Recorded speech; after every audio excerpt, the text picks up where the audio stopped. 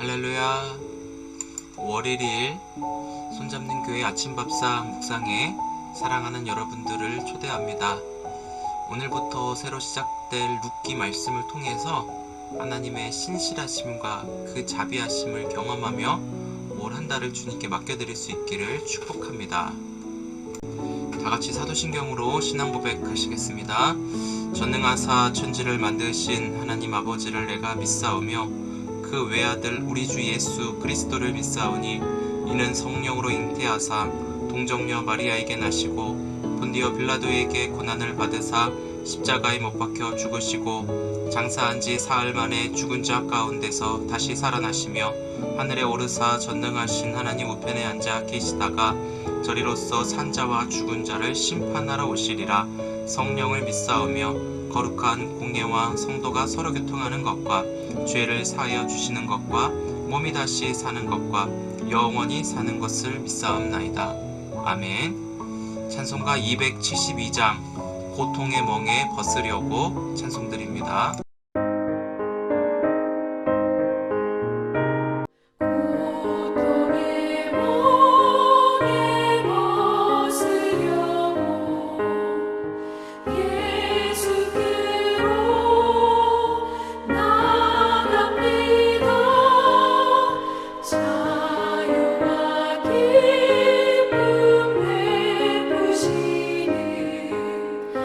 주께로 가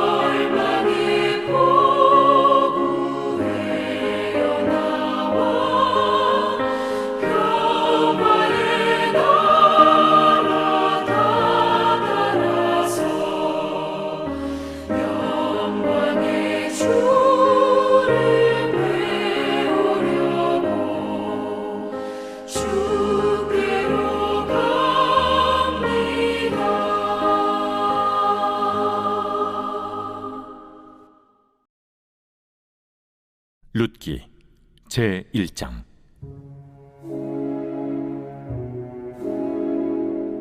사사들이 치리하던 때에 그 땅에 흉년이 되니라.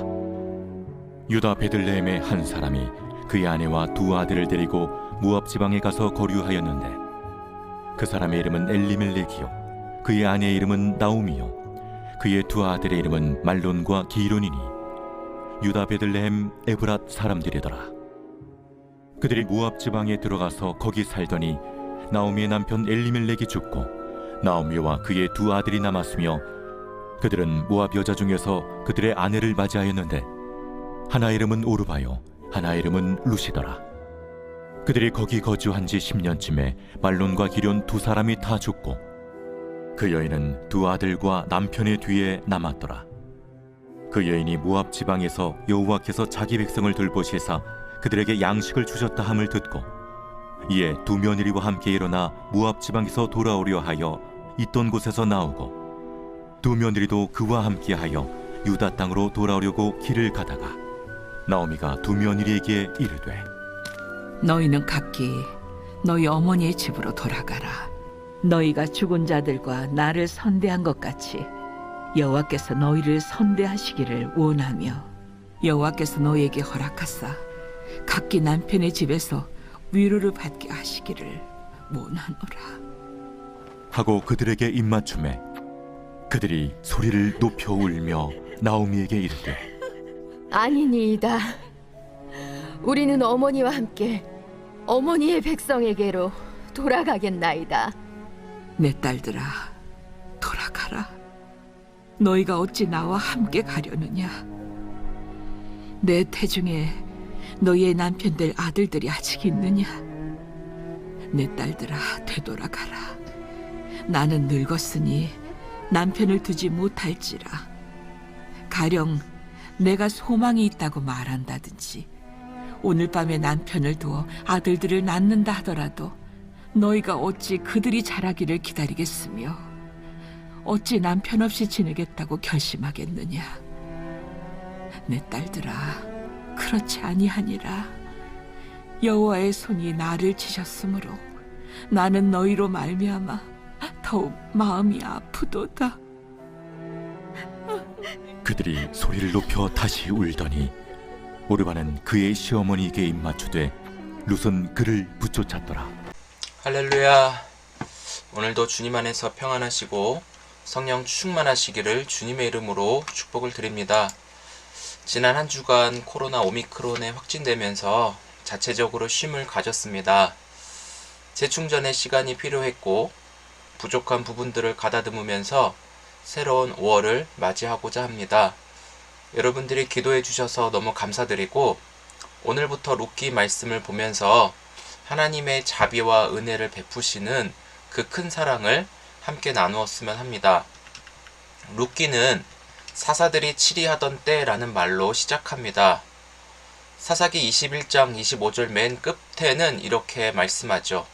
이스라엘의 왕이 없으므로 사람이 각기 자기 소견에 오른 대로 행하였더라 라고 하였습니다. 굉장히 어둡고 질서가 없는 듯한 상태를 말하지 않겠습니까? 이스라엘의 참된 왕은 하나님이심에도 불구하고 하나님의 통치와 다스림에 따르지 않는 자들이 어떠하였는지 사사기를 통하여 알 수 있었습니다. 룻기는 사사기와 사무엘상을 연결해주는 다리와 같은 역할을 하는데요. 왕이 없던 사사시대에 룻기에서 언급한 다윗이 결국은 사무엘서에서 왕으로 세워지는 것을 알 수 있습니다. 그렇다면 사사시대에 일어났지만 사사시대의 분위기와 전혀 다른 이런 룻기는 약속을 신실하게 이루시는 헤세드 하나님의 일하심이 오늘을 살아가는 우리의 소망이 될 수 있다는 것을 여러분 좀 기억하면서 이 말씀을 시작했으면 좋겠습니다. 오늘 본문 1절에 흉년이라는 단어가 나옵니다. 흉년은 수확할 것이 없다는 것 아니겠습니까?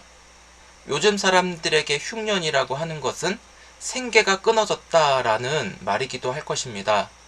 굉장히 절망적이고 앞으로 어떻게 살아가야 할지 모르는 막막함과 두려움을 우리에게 안겨줍니다. 여기에 유다 베들레헴에 엘리멜렉과 나오미 부부가 두 아들인 말론과 기럧을 데리고 모압으로 들어갔다라고 하였습니다. 여기서 엘리멜렉이라고 하는 사람의 뜻은, 그 이름의 뜻은 나의 하나님은 왕이시다라는 이름의 뜻을 가지고 있습니다. 그렇다면 흉년이 찾아왔어도 엘리멜렉은 가정의 가장으로서 하나님 안에서 해결했어야 됐는데 모압으로 갔다라고 하는 것은 하나의 문제점을 남겨줍니다. 베들레헴은 예수님이 태어난 곳 아니겠습니까? 그렇다면 굉장히 장소적으로도 의미가 있는 곳입니다. 유다 베들레헴이라고 했을 때 유다는 찬송이라는 뜻을 가지고 있고요. 이 베들레헴은 의미상으로 떡집 혹은 빵집이라고 불려지는데 여호수아 시대에 가나안을 정복하며 이 베들레헴이 선물로 받은 땅이기도 합니다. 이렇게 의미가 있는 곳에서 이 엘리멜렉 가족이 흉년의 고통으로 인하여 그 땅을 떠났다라고 하는 것은 하나님 앞에서 배은망덕하다라는 소리를 들을 수 있는 행동입니다. 하물며 떠난 곳이 모압이라고 하는 곳으로 향했다라고 하는 것은 신명기 23장 3절을 보시면 모압 사람은 여호와의 총회에 영원히 들어오지 못할 것이라고 하는 이 말씀을 우리가 좀 생각해 볼 수 있어야 되겠습니다. 이 유다 베들레헴과 모압은 관계상으로는 굉장히 가까운 친척 관계이지만 적대적인 그런 관계를 볼 수 있고요. 하나님이 이들을 인정하지 않았다라는 것을 알 수 있습니다. 이런 관계적 상황 속에서 엘리멜렉이 모압으로 간 이유는 일단 거리상으로 좀 가까워요. 이 여매를 거쳐서 우측에 이 옆 동네에 있는 것을 알 수 있습니다. 가깝습니다. 그런데 들리는 소문에 이 모압에는 당시 흉년이 들지 않았기 때문에 모압으로 갔다라는 것을 예측할 수 있겠죠. 흉년이 들었다면 왜 흉년이 들었을까? 하나님의 뜻은 무엇이고 하나님이 움직이라고 말씀할 때 움직이고 하나님의 그 인도하심을 받으며 나아가야지. 그게 하나님의 사람의 본분 아니겠습니까? 근데 엘리멜렉은 하나님과 전혀 상관없이 흉년이 일어나지 않은 땅을 찾아간 것 같습니다. 지금 같은 시대에는 스마트폰으로 폭풍 검색하면서 어느 땅이 좋은가, 우리가 어디 가면 밥은 먹고 살 수 있는가, 어디서 살까, 한 10년 동안 모압에 있었다라고 하는 것을 보니까 아마 이민 가지 않았을까 싶습니다. 아예 거기서 풍족하게 먹고 마시면서 잘 먹고 잘 사는 이런 힐링 라이프를 생각했던 것 같아요. 그런데 놀라운 것은 이 흉년을 피했어요. 흉년을 피해서 간 그 모압 땅에 살아가는 삶 속에 더 큰 문제가 생겼다라는 거예요. 베들레헴 떡집을 벗어나니까 진짜로 먹을 게 없었더라는 것이죠. 모압으로 들어갔는데 가정의 가장인 엘리멜렉이 죽었다라고 말하고 있고요. 또 모압에 거주한 지 10년 만에 두 아들인 말론과 기럧이 죽었다라고 하였습니다.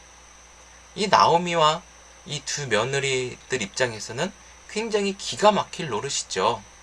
모압 땅에서는 나오미가 이방 사람으로 여겨지는데 10년 동안 이 모압과 베들레헴은 전혀 관계적으로도 좋지 않고 사이도 나쁜 관계 속에서 얼마나 눈치를 보면서 나오미가 살았겠습니까? 남편 엘리멜렉과 두 아들만을 의지하며 버팀목으로 여겼는데 정말 의지하던 버팀목이 죽게 되니 그 나오미 아마 또 나이도 굉장히 많았을 거라고 예상이 돼요. 늙은 이 여인 나오미가 자신을 바라보면서 비참하고 초라하게 느껴졌을 것입니다. 그런데 6절을 보니까 그런 나오미도 하나님이 내버려 두시지 않았다라는 은혜가 나오고 있어요. 6절을 볼까요? 베들레헴에서 자신의 백성을 돌보시면서 그 양식을 주셨다라는 말이 나오미에게 들려지게 됩니다. 그 말씀이 들려지니까 행동을 취해요. 어떻게 해요? 다시 베들레헴으로 돌아가려고 하는 준비를 나오미가 하는 거예요. 만약에 그 양식을 자신의 백성들에게 하나님이 주셨다라는 것을 그 말씀이 들리지가 않았다라면 아마 그 모압 땅에서 더 어렵고 힘든 삶을 계속 이어나갔을 거예요. 그런데 이 6절 이 말씀을 표준 세번역본으로 좀 읽어드릴게요. 이게 조금 더 이해하기가 쉽더라고요. 그래서 여러분 자막을 보면서 같이 읽으셔도 좋겠습니다. 6절을 보시죠. 모압 지방에 사는 동안에 나오미는 주님께서 백성을 돌보셔서 고향에 풍년이 들게 하셨다는 말을 듣고 두 며느리와 함께 모압 지방을 떠날 채비를 차렸다. 아멘. 여러분, 오늘 이 말씀에서 중요한 거는 저를 한번 좀 따라해 보실까요? 말씀이 들려지는 은혜. 룻기를 통해서 우리는 하나님의 말씀이 들려지는 그 은혜가 우리 안에 있기를 축복해요.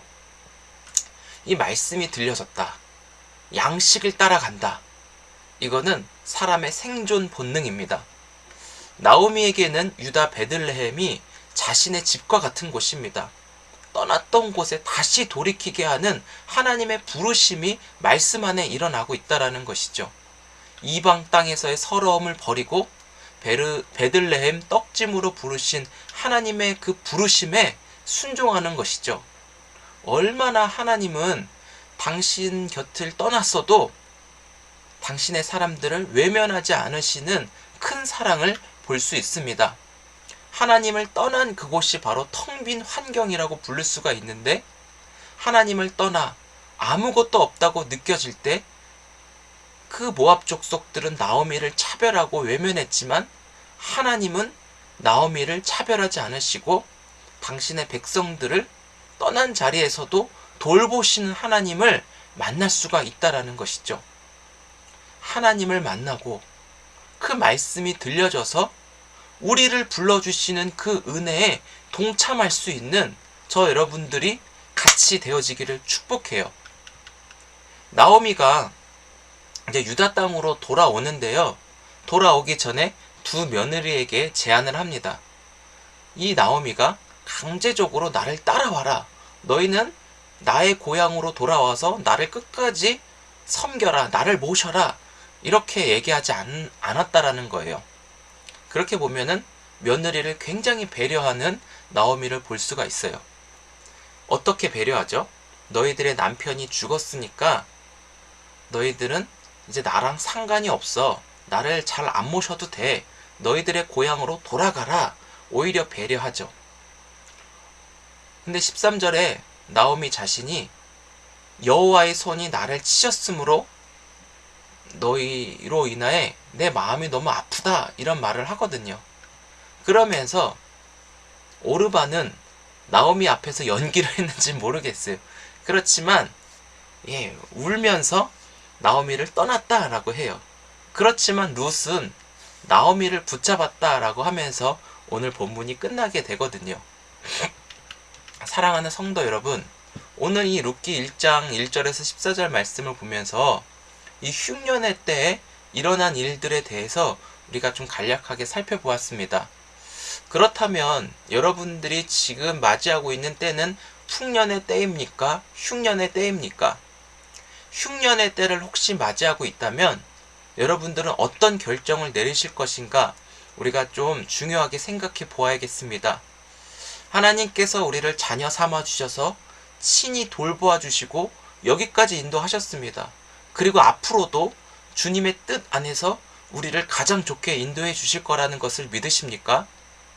하지만 우리가 눈에 보이는 육안으로 보는 현실은 굉장히 만만치가 않습니다. 어떻게 보면 내가 지금 겪고 있는 이 순간순간이 흉년이라고 느껴질 것 같아요. 영적으로나 물질적으로나 건강적으로나 자녀 문제, 또 주변 사람들과 관계적인 여러 가지 상황들이 나는 지금 흉년의 때를 겪고 있다는 것을 느낄 수도 있겠습니다. 여러분들이 판단하시고 한번 분별해 보시기 바랍니다. 저 같은 경우는 지금 영적인 흉년, 또 여러 가지 흉년을 맞이하고 있는 것 같아요.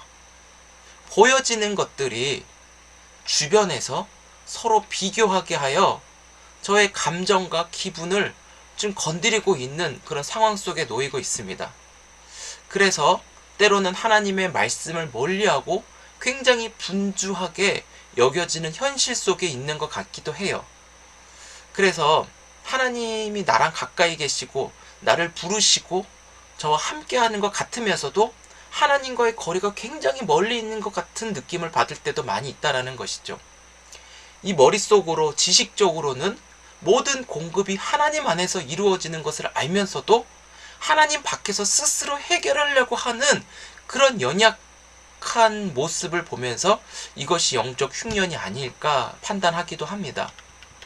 우리가 근데 문제가 발생하면 오늘 이 나오미에게 들려지는 하나님의 음성, 하나님의 말씀이 들려져 우리의 연약함이 드러나고 주님 안에서 주의 말씀으로 해결할 수 있는 지혜가 여러분 꼭 필요하다라는 것을 우리에게 가르쳐 주었습니다.